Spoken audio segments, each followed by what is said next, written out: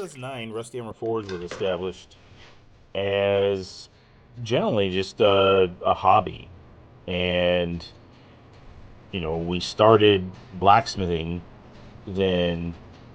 Well, technically, we actually started blacksmithing 4 years prior when I had gotten out of active duty military and just hanging out with my dad in the front, having a few beers, and he'd been smithing for a couple years by then, off and on, you know, his basically his adult life at that point, but really blacksmithing for, probably 3 or 4 years, making actual projects and doing things like that. And I figured, what?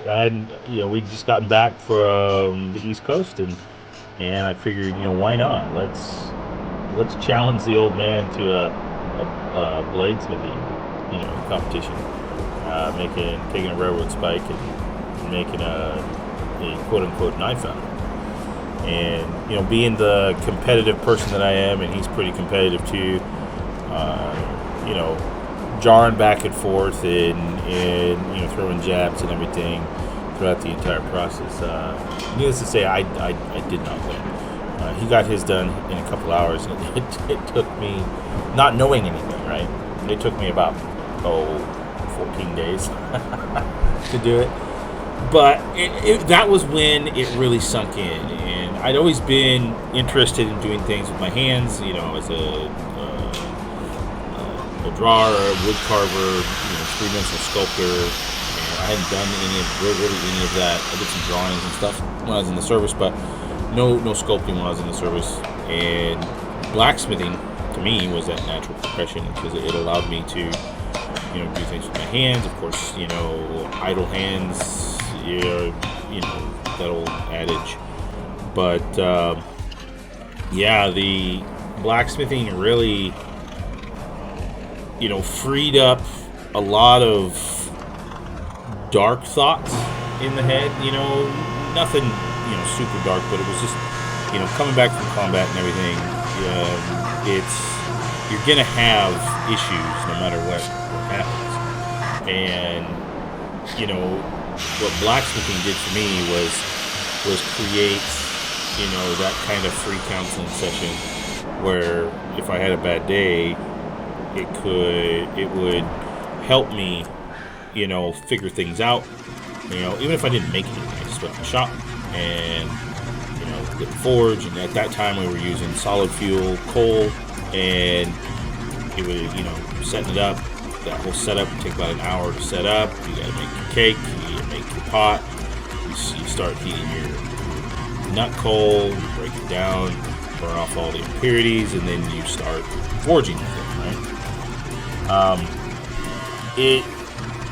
That's what it started out for me. It was basically just an outlet, for whatever was bothering me that day, and or that week, or that month. It didn't really matter.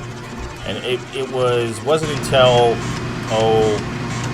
probably 2010, 2011, where I actually thought, what, I really want to do this and make things that people will have forever, and my absolute love in blacksmithing is making hammers and tools, and the whole knife thing came about, because every person who blacksmiths wants to make a knife, and everybody who is friends with that person who blacksmiths wants to have a knife made by them. And so that, and then, going out and buying these, cheap store knives didn't make a lot of sense to me. And so I wanted to make a knife that I wouldn't have to, it's not going to break and you go buy a new one. It's there. It's going to, last way longer than than I'll last. So that's what blacksmithing and bladesmithing has done for me. It's created an outlet for frustration. And I do it enough now to where it's a lot of the projects that we do, I can do in my sleep. And I actually do blacksmith in my sleep a lot of times if I'm having well, let's back it up. For the longest time there, you had nightmares and you have night terrors, and the only way I could really get to sleep at night was I would be awake and start thinking about a project and from the very beginning, and then as I'd fall asleep, that would transition me into the dreaming about that project and smithing it all the way to the end throughout the dream, and I wouldn't have a nightmare or a night terror or anything like that. I wouldn't wake up with the cold sweats, and it took me years to learn how to do that. But that's basically what blacksmithing's done for me. It's allowed my mind to heal. It's allowed a lot of things to heal, because it's hard work. It's very manual work, even with the press and the fly press that's going to be put into action, the future power hammer that we put in action. It's still really hard work, and it's really hot, and it forces the mind to focus and not worry about anything else except for what is going on right then and there. And it's over the years, my wife has come to get used to, I guess you'd say, the fact that when I'm in my shop smithing, it's a one-track mind at that point. There's no approaching me about a trivial conversation at that moment in time, especially if I'm right in the middle of her work. So it's been a learning experience for her as well, and she's been along for the ride the whole way. Really pushes the work. She works the table at when I was demonstrating, and really dove in with both her feet into the whole process, and has learned a lot along the way. We both have learned a lot along the way, and that it's a tandem thing, to where blacksmithing kind of keeps me sane, and which in turn keeps her sane.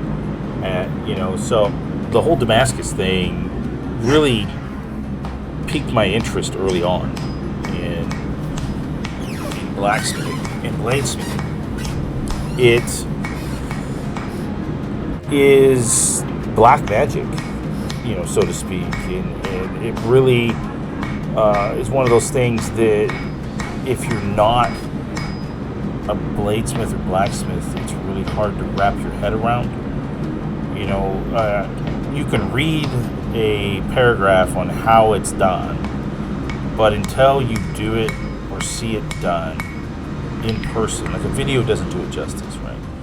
The amount of heat, the smell, the taste, the crispiness of the air when you're working in it.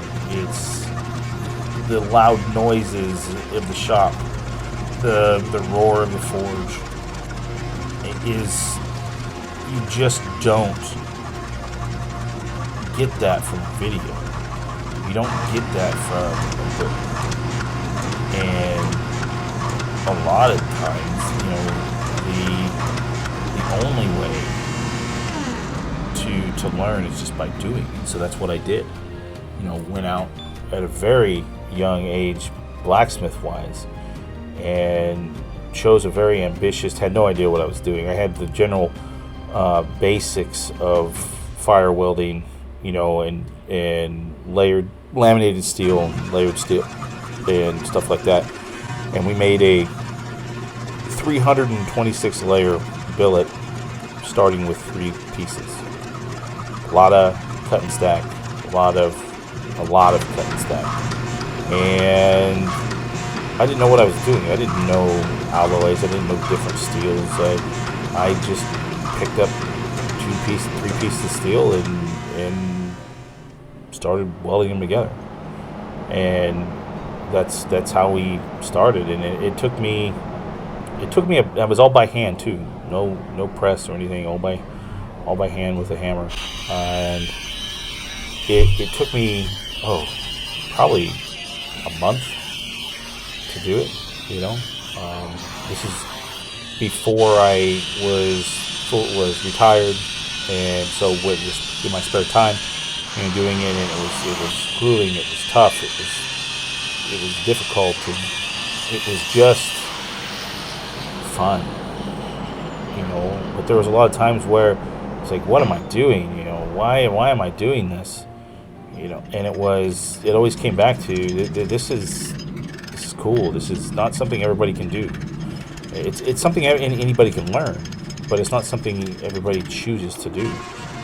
It's just one of those deals where, you have to have a sense of self worth and patience. Right? You have to be patient with yourself when you're doing this. You have to have a sense of self-worth to finish it, knowing that you're only going to be better, the longer you do it. You're only going to, it's going to benefit you way more to just stay the road and continue. And I say we is the royal we. 9 times out of 10 it's just me, but I consider we because my wife is 100% on board with whatever I'm doing all the time, every day. And it's that the we had to figure out things. We had to, this is what we're going to do. This is why we're going to do it. And, the greatest, I don't sell everything, not even Damascus. I give away so much stuff, because that's one of the biggest things we had to come to terms with, my wife and I, was that why am I giving away all stuff? Well, I'm giving it away because these people deserve to have it. They're gonna appreciate it. They're gonna love it. They're going to freaking get a piece that I loved making, that helped me, work through things, figure things out, and knowing that only helps me more. Knowing that they're going to appreciate it and love it and cherish it for the rest of their life is something that I absolutely freaking love.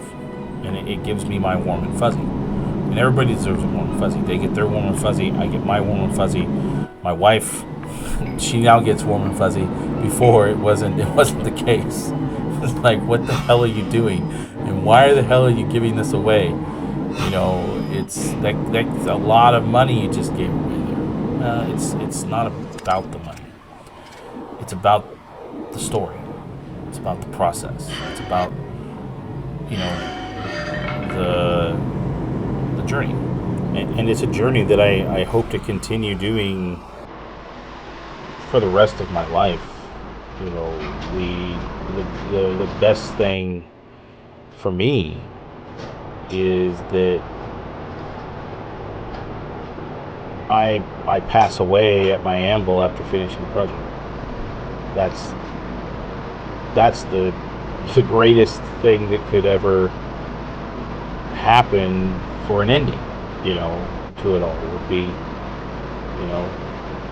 go out finished, done. It's my goal, at least.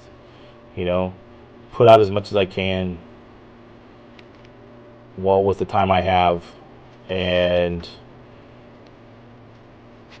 go out with a hammer in my hand, basically. And, later rather than sooner, of course. But yeah, it's I can't stress it enough either. I mean, it's a learning experience every day. I could spend months and months on projects and And, if I really wanted to, pursue the master smith qualification and get that and make money at what I'm doing, but it's not the goal. The goal is to make people happy. The goal is to make inexpensive, budget-friendly quality tools. And a knife is a tool. No matter how you look at it, it is a tool. It has each knife has a very specific purpose and usage, right? And I enjoy every process, every bit, every hiccup, every, oh crap, I got to start over now, all of it. I enjoy all of it.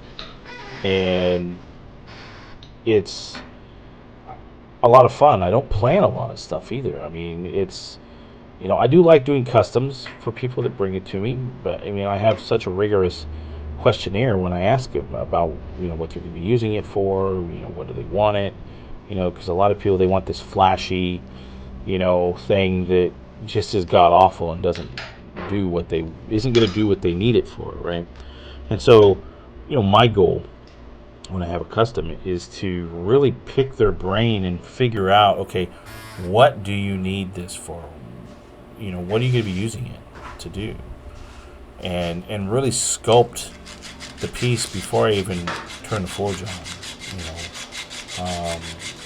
and so that they're going to get something that it may not be what they originally told me to get, but it's exactly what they need for what they want to do. And I won't make something just to make something. I have to be behind it. I have to want to make it. It's not, like I said, it's not about the money for me. If it was about the money, I'd make anything you wanted me to. But it's not about the money. It's about providing a quality piece, a service, right? Like we said, it's that journey. If I'm not gonna make it if I don't want to make it. It's like the knife you see we're making right now. This wasn't planned. I didn't draw this out. We didn't map it or anything. We just made it, and it's going to be given away. It's a freebie, And the main reason is because the maker's mark came off. But I mean, I could still sell it because you can still see it. You can still see the maker's mark even in the Damascus layers. You can see it in there. But it's not the point.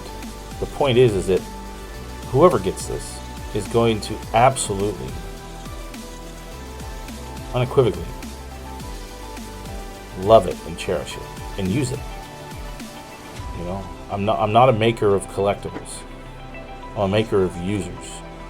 You use them, and they'll be there forever for you. Right?